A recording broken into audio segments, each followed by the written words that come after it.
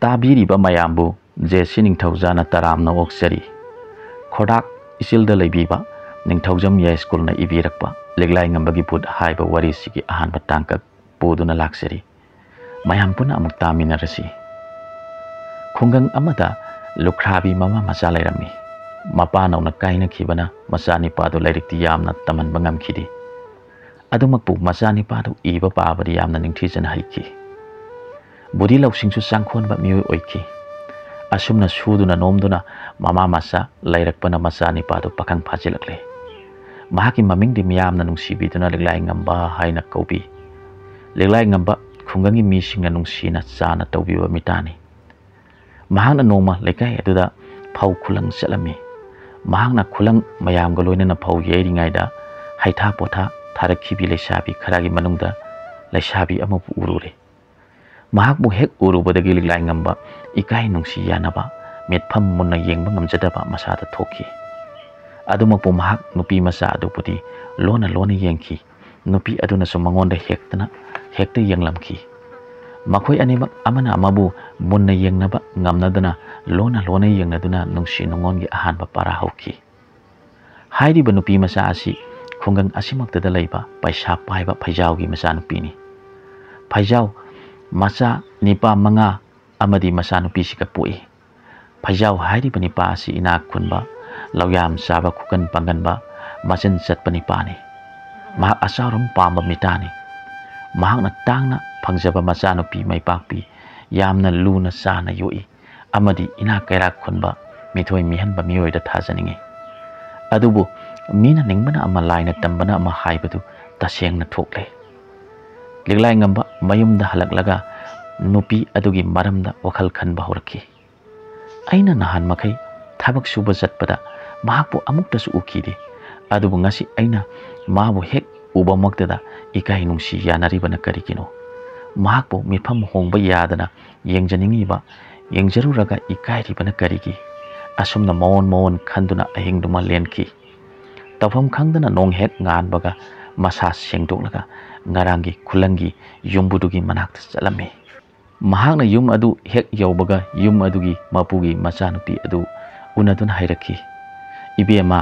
ꯉꯔꯥꯡ ꯅꯪꯅ ꯍꯩꯊꯥ ꯄꯣꯊꯥ ꯄꯨꯔꯛꯄꯗ ꯌꯥꯎꯔꯛꯈꯤꯕꯤ ꯑꯗꯨꯒꯤ ꯃꯔꯝꯗ ꯈꯔꯗꯪ ꯈꯪꯅꯤꯡꯗꯨꯅ ꯂꯥꯛꯂꯤꯕꯅꯤ꯫ ꯅꯨꯄꯤ ꯑꯗꯨꯅ ꯍꯥꯏꯔꯛꯏ, ꯇꯥꯃꯣ, ꯃꯍꯥꯛ ꯑꯋꯥꯡ ꯂꯩꯀꯥꯏꯗ ꯂꯩꯕ ꯈꯨꯔꯥ ꯐꯩꯖꯥꯎꯒꯤ ꯃꯆꯥꯅꯨꯄꯤꯅꯤ꯫ ꯃꯍꯥꯛ ꯌꯥꯝꯅ ꯐꯕꯤ, ꯏꯪ ꯇꯞꯆꯕꯤ, ꯃꯤꯅꯨꯡꯁꯤ ꯆꯥꯎꯕꯤ, ꯄꯨꯛꯆꯦꯜ ꯆꯦꯠꯄꯤꯅꯤ꯫ ꯏꯕꯦꯝꯃ, ꯃꯍꯥꯛꯀꯤ ꯐꯖꯕ ꯂꯝꯆꯠ ꯄꯨꯝꯅꯃꯛ ꯅꯍꯥꯛꯅ ꯇꯝꯕꯤꯕꯗꯒꯤ ꯈꯪꯖꯔꯦ꯫ ꯑꯗꯨꯕꯨ ꯑꯩꯅ ꯈꯪꯅꯤꯡꯂꯤꯕꯗꯤ ꯃꯍꯥꯛ ꯀꯅꯥꯒꯨꯝꯕꯒ ꯈꯪꯅ ꯆꯥꯟꯅꯕ ꯂꯩꯈ꯭ꯔꯕ꯭ꯔꯥ? ꯇꯥꯃꯣ, ꯃꯍꯥꯛꯇꯤ ꯃꯈꯣꯏꯒꯤ ꯈꯨꯔꯥꯅ ꯃꯄꯥꯜ ꯊꯣꯛꯇꯨꯅ ꯂꯥꯡꯕ ꯈꯣꯠꯄ ꯃꯤꯌꯥꯝ ꯇꯤꯟꯕ ꯑꯃꯠꯇ ꯌꯥꯎꯍꯟꯗꯦ꯫ ꯃꯥꯒꯤ ꯃꯐꯝꯗ ꯅꯨꯡꯁꯤ ꯅꯨꯡꯉꯣꯟꯒꯤ ꯃꯃꯤ ꯉꯁꯤ ꯐꯥꯎꯕ ꯂꯩꯇꯦ꯫ ꯇꯥꯃꯣꯅ ꯃꯥꯒꯤ ꯃꯔꯝꯗ ꯃꯨꯟꯅ ꯍꯪꯕꯤꯔꯤꯕꯁꯦ ꯑꯩ ꯚꯥꯞ ꯇꯥꯔꯦ꯫ ꯑꯩꯅ ꯊꯣꯛꯄ ꯐꯅꯕ ꯇꯧꯖꯔꯒꯦ꯫ ꯑꯗꯨꯒ ꯑꯁꯨꯝꯅꯁꯨ ꯍꯥꯏꯔꯛꯏ, ꯃꯤ ꯉꯥꯎꯕ ꯍꯥꯏꯕꯁꯦ ꯃꯇꯝꯕꯨ ꯌꯧꯔꯛꯂꯗꯤ ꯁꯣꯏꯕ ꯌꯥꯄꯣꯠ ꯅꯠꯇꯦ꯫ ꯃꯗꯨꯗ ꯂꯤꯛꯂꯥꯏꯉꯝꯕ ꯍꯥꯏꯐꯦꯠ ꯏꯀꯥꯏꯔꯞ ꯇꯧꯈꯤ꯫ ꯂꯤꯛꯂꯥꯏꯉꯝꯕꯅ ꯅꯨꯄꯤꯗꯨꯕꯨ ꯎꯔꯨꯕꯗꯒꯤ ꯃꯥꯒꯤ ꯃꯐꯝꯗ ꯑꯣꯏꯔꯛꯂꯤꯕ ꯄꯨꯝꯅꯃꯛ ꯁꯈꯤꯗ ꯇꯝꯗꯨꯅ ꯈꯪꯍꯟꯈꯤ꯫ ꯁꯈꯤꯅꯁꯨ ꯁꯣꯏꯍꯜꯂꯣꯏ ꯍꯥꯏꯗꯨꯅ ꯍꯔꯥꯎ ꯍꯔꯥꯎ ꯍꯥꯏꯕꯤꯔꯛꯈꯤ꯫ ꯑꯁꯣꯝꯗꯁꯨ ꯃꯩꯄꯥꯛꯄꯤ ꯇꯨꯝꯕ ꯆꯥꯕ ꯌꯥꯗꯅ ꯂꯤꯛꯂꯥꯏꯉꯝꯕꯕꯨ ꯎꯔꯨꯕꯗꯒꯤ ꯂꯩꯐꯝ ꯈꯪꯗꯅ ꯋꯥꯈꯜ ꯆꯔꯥꯡꯅꯈꯤ꯫ ꯅꯨꯃꯤꯠ ꯑꯗꯨꯒꯤ ꯅꯨꯡꯊꯤꯜꯗ ꯁꯈꯤꯒꯤ ꯃꯅꯥꯛꯇ ꯆꯠꯈꯤ꯫ ꯁꯈꯤꯅ ꯃꯩꯄꯥꯛꯄꯤ ꯂꯥꯛꯄ ꯎꯕꯗ ꯃꯁꯤꯃꯁꯨ ꯄꯥꯜꯂꯝꯂꯦ ꯈꯟꯗꯨꯅ ꯃꯄꯨꯛꯅꯤꯡꯗ ꯍꯔꯥꯎꯕ ꯐꯥꯎꯈꯤ꯫ ꯁꯈꯤꯅ ꯀꯔꯤꯁꯨ ꯈꯪꯗꯕ ꯁꯥꯔꯗꯨꯅ ꯃꯩꯄꯥꯛꯄꯤ, ꯆꯪꯂꯛꯎ, ꯅꯍꯥꯛꯅ ꯂꯥꯛꯂꯤꯕꯁꯦ ꯈꯨꯔꯥ ꯏꯕꯨꯡꯉꯣꯅ ꯉꯔꯥꯡ ꯑꯩꯈꯣꯏꯒꯤ ꯍꯩꯊꯥ ꯄꯣꯊꯥ ꯊꯥꯔꯨꯕꯒꯤ ꯁꯥꯎꯕ꯭ꯔꯥ? ꯑꯩꯗꯤ ꯄꯪꯀꯤꯗ ꯀꯤꯖꯩꯗ, ꯈꯨꯔꯥꯅ ꯅꯪꯕꯨ ꯉꯥꯡꯂꯝꯒꯗ꯭ꯔꯥ ꯍꯥꯏꯗꯨꯅ꯫ ꯃꯩꯄꯥꯛꯄꯤꯅ ꯍꯥꯏ, ꯀꯔꯤꯁꯨ ꯁꯥꯎꯗꯦ, ꯑꯩꯅ ꯈꯪꯅꯤꯡꯕ ꯋꯥ ꯑꯃꯇꯪ ꯂꯩꯗꯨꯅ ꯂꯥꯛꯄꯅꯤ꯫ ꯅꯪꯒꯤ ꯂꯩꯀꯥꯏꯗ ꯂꯩꯃꯤꯟꯅꯕꯅꯤ, ꯃꯔꯝ ꯄꯨꯝꯅꯃꯛ ꯈꯪꯂꯝꯒꯅꯤ꯫ ꯑꯁꯦꯡꯕ ꯍꯥꯏꯌꯨ, ꯉꯔꯥꯡ ꯂꯧ ꯌꯩꯕ ꯌꯥꯎꯕ ꯅꯤꯄꯥꯗꯨꯒꯤ ꯃꯔꯝꯗ ꯑꯁꯦꯡꯕ ꯈꯪꯅꯤꯡꯉꯤ꯫ ꯃꯍꯥꯛꯄꯨ ꯎꯔꯨꯕꯗꯒꯤ ꯈꯪꯍꯧꯗꯅ ꯏꯁꯥꯁꯦ ꯑꯍꯣꯡꯕ ꯀꯌꯥ ꯂꯥꯛꯂꯦ꯫ ꯃꯥꯒꯤ ꯃꯔꯝꯗ ꯈꯪꯖꯅꯤꯡꯉꯤ꯫ ꯏꯕꯦꯝꯃ, ꯃꯤꯒꯤ ꯃꯆꯥꯗꯨ ꯌꯥꯝꯅ ꯏꯪ ꯇꯞꯄ ꯃꯃꯥ ꯃꯆꯥꯗ ꯂꯩꯖꯕ ꯃꯤꯅꯤ꯫ ꯃꯤꯒꯤ ꯃꯆꯥꯗ ꯑꯋꯥꯕ ꯄꯤꯕ ꯑꯣꯏꯔꯣꯏꯗ꯭ꯔꯥ? ꯅꯈꯣꯏꯒꯤ ꯈꯨꯔꯥꯅ ꯈꯪꯂꯛꯂꯗꯤ ꯑꯋꯥꯕ ꯇꯥꯒꯅꯤ꯫ ꯑꯩꯗꯤ ꯅꯈꯣꯏꯒꯤ ꯃꯔꯛꯇ ꯌꯥꯎꯕ ꯉꯝꯖꯔꯣꯏꯀꯣ꯫ ꯁꯈꯤ, ꯅꯪꯅ ꯑꯩꯒꯤ ꯊꯃꯣꯏꯒꯤ ꯋꯥꯁꯤꯗꯤ ꯈꯪꯗꯅ ꯑꯗꯨꯝꯅ ꯉꯥꯡꯂꯤꯕ ꯀꯔꯤꯒꯤꯅꯣ? ꯅꯪꯅ ꯑꯩꯕꯨ ꯊꯥꯖꯕꯤꯗ꯭ꯔꯕꯅꯤꯅ वा अमत हाजररोय चलगे खंजरे इबेमा ना थमोय दे हाना पिथोकलगा हौजिकते अइंगोंदा वा हंगलिबनिने वारुरनु महाकसु नंगुमना अयुक लाक्लमे नंगुमना अवाबा चैना फंगलबनी मी मसा यानबा हाइबसिदा पाउमी ओइजबसिदि कयादा नुंगाइरबा अदुबु इबेमा खरादे सेक्सिलु खुरा इबुंगोगी मतौदो खांदुना थबक तौ वारी वाताय कया सानरबा तुंगदा वखल नुंगाइना माइपाकपि मेयम यौखि असुमना मखोय अनि पखंग लैसाबी ओइबेगी नुंसि सानना मतम खरा लैरबदा फैजाउना मचानुपीबु अफबा नुंगाइबा इमुंगदा थाजनिंगबदगी अफबनी पाथीबा होरखि अदुबु मचा नुपीना मपाना हाइरकपा पुनमक यारक्त्रबदा ममैदा मरम थीरकपदा लिलाइंगंबदा यानजबगी वरम खंगलकलबदा यामना साउखि लुख्राबी मचा का यानै हाइदुना करिसु लैतना यामना हंथबा मोंगदा ngang-sakpa होरखि नोंमा फैजाउना लिलाइंगंबा उनखि अदुगा असुमना हाइखि नहांगना आइगी इचानुपी वखल तौरी लुख्राबी मचा पितत पाततपा नंगोंदा इचानुपी पिरोय नहाक ngasiदगी अमु हना इचानुपी उनबा यारोय मागे वखल अमु हना खल्लगनु असुमना यामना थीना पुंगनिंग नुंसीबा वा nganglabada लिलाइंगंबा वा मत nganglमदना मयुमदा लाक्तुना थोखिबा वरम पुनमक तमदुना ममादा खुरुमदुना हाइरखि इमा अहाक मतम खरादंग युम थादोक्तुना लंगफै चचरुगे अइना हलक्त्रिबा फावबा इमा लैबिरमु कमना ममा खुरुमखि ममासु मचागी नुंगाइतबा अमदि फैजाउनु उसितबा वांगांग अदुगेदमक मचाबु खामा तौखिद्रे इमागी बुंगो चलो इचाना हलक्त्रिबा फावबा इमा इचाबु ngaइरमगे इमा युम संगलमगे मदुदगी लिलाइंगंबा नंबो मचा अमा योमदुना मागी ओजा थिरखि अहानबदा नोंपुक माइकई पांगना चटखि माना पांबा ओजा फंगदबदगी असुम मथंग थेरकपना था खरागी तुंगदा नोंसुक माइकई यौरखि चिंखोंगदे युम खरा ताबा खुंगंग अमा थेंगनखि अयुकी मतमनि माना चंगलिबे युम मदुदा यामना अहल ओइरबा निपा अमना फमेंदा फमी मंगोल उखोक्तेन मयादा फक अमदा नहानी अहुम फमदुना लई अहन अदुना वरी खरा ताक्तुना लैरमी मफमदुदा संगसेंदोना अहन अदुदा खुरमलगा मखोय अहुमना फमलिबा फक अदुदा फमिनै अहन अदुना करिगुंबा अमत हंगबिदि मासु मफि मरोल होंदोक्तुना अहन अदुगी संगोंदा संगदुना संति सयुं सेंगलमी हिंगोलदा संबन पुनमक येंगसिलमी असुम तौना था कया हौखिदुना लैरकले मदु फावबदा ओजादुना मंगोंदा वा अमत ngangbidi अदुमकपु मागी साक्ति ओजागी नुपी अदुना अयुक नुंथिल नुमिदांगे अदुम हापतुना पिजै यामना लुना चानसु तौबिरमे असुमना लैरकपना पोइनु मतम यौरकलबदा नोंमा ओजादुगी लौ यैरमी लौ यैबदु लोइसनबा ngamdrabada चिंखोंग मया ओइबना मतमदु सा कई मरांग कायना लैबना कना अमतना लौ संगु हाइबि याबिद्रे लिंगलाइंगंबना ओजा येंगदुना हाइजरिए ओजा नानाय एहाक फौसी संजरगे ओजाना मागे जाना थकनबा थनमलगा कांकोटा अजनबा फोबोट खरा हापसिलगा युमदा चटखिरमे लिंगलाइंगंबा नुमिदांगदुदा तुम्बा तौदना अहिंग चुपा खुलंग मयामना यैरंबा चरु मयामदु पुंचिनखरे नोंगानबगा ओजादु सनगी कांकोट पुरदुना फौयै फमदा यौरखि लिंगलाइंगंबना अपुनबा चरु पुनमक मपै ओइना पैसिनना लैरंबा थिंगनखि ओजाना यामना ngakna कांकोट की सनदु थादोक्लगा यामना फेंगना इबुंगो नंगबु कदाइदगिनो नमिंगना करी कौबगे इपा पेले ngasidi nang thabak yauraganu yumda chalammo pothaduna leramo लिंगलाइंगंबना मागी खुंगंग अमदी ममिंग माना लाखिबगी वरी खरा सारबदा ओजा अदुना यामना पेनबिखि लिंगलाई युमदा चलमु हाइबदु याद्रे लोइदबा फौदु यैबा लोइसन मिनरगा पुनमक युमदा मिनरखि मदुगी तुंगदा ओजा अदुना माना पामजबा पुनमक तंबिदुना मतम खरा लमिनखि नोंमदि लिंगलाइंगंबा ओजागा फमिनदुना मामा लैहौबगी वरी मामाना माबो ngairamgadauba punamak tamjaki ojana magi wari taraga mamitegi mapi taraduna hairaki ibongo ipa pele haujikti ipana tambiba punamak kaudaba oiduna namanaba thengnabada namai pakpa nangamba oiroko ipana thamoi sengna bor pirabani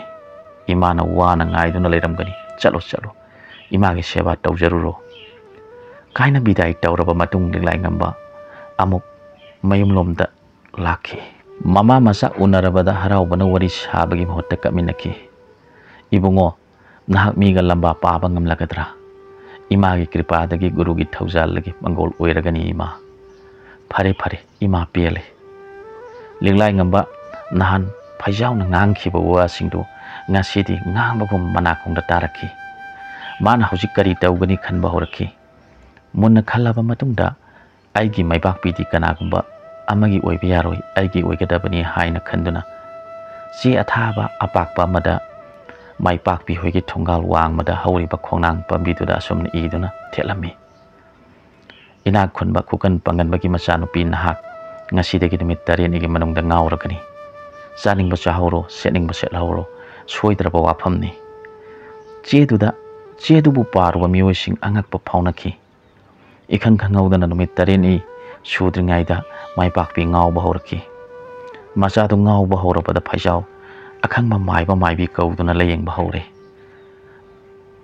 arakba maiba matana angawba phanba ngamdre mamai thangda mi hatpa ngambani haiba aphawba maiba am kaurure mahak lakpaduda phaijaw yamna harawroduna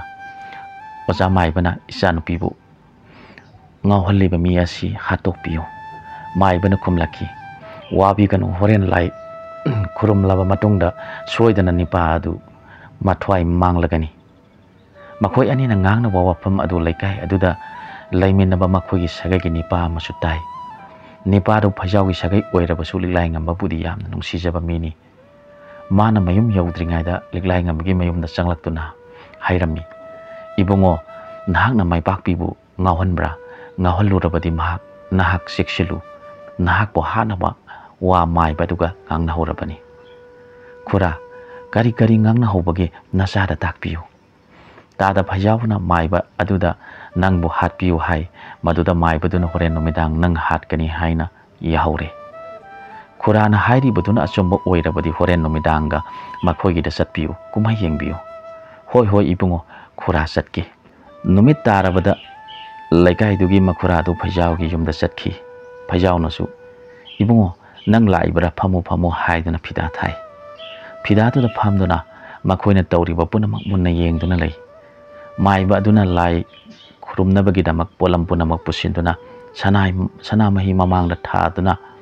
phagmacha amada phamduna khoiru thangmai sukhatuna lai khuramba huri matamadu da maiba du ikan khangawduna laingthau mamangdagi laimaren mamangda langlaki maiba du padrak tai adudagi laimaren mamangdagi lainingthau mamangda amuk padrak tana langlaki asomna onduna langbada maiba du tafam khangdraduna tada lisei haiduna phaijauna lukhumda thamba lisei du puraktuna pi maiba tafam khangdana lei maduda laikai gi nipa aduna tada ai chatlagi hairakpaduda phaijauna ngai khoi bungo nasanu pi da tawriba mi asi hanaba wa khanakisi tanjadu da maibaduna hairi tada ai hayeng yumda chalukhige ai aruba khulai le lowrukhige maduda laikai gi khuradu tada ayumda chatlagi hairamlaga liglai ngambagi yum yauki liglai ngambada makhura dun hairaki kumai nunga he bungo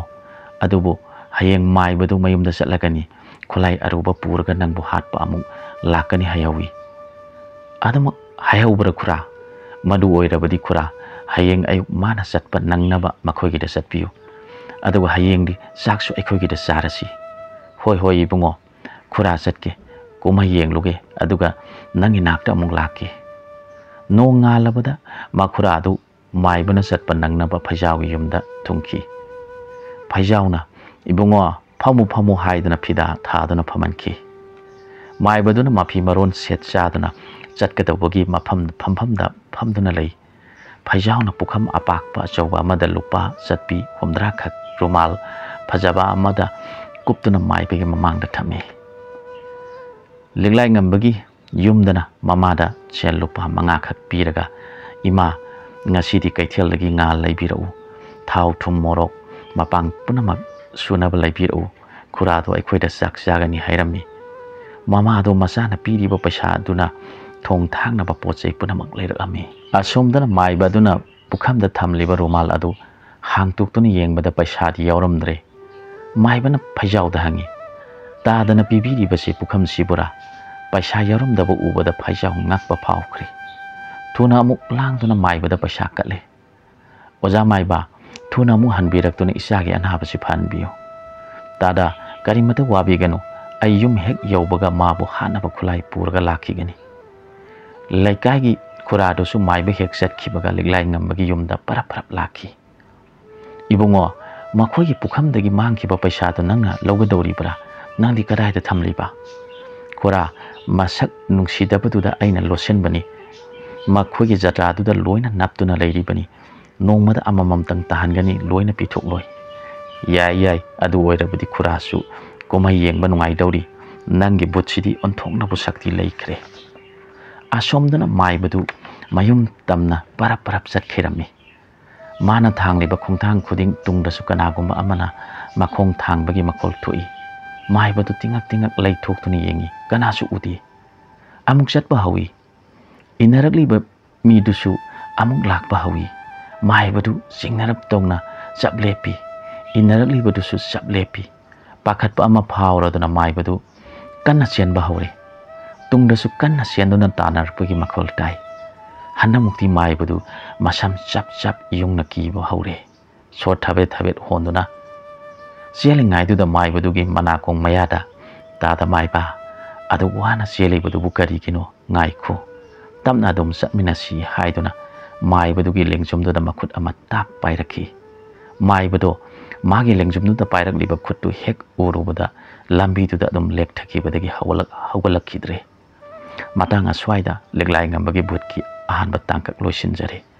atuba matamda ani suba tangkak puduna lakna mohona jage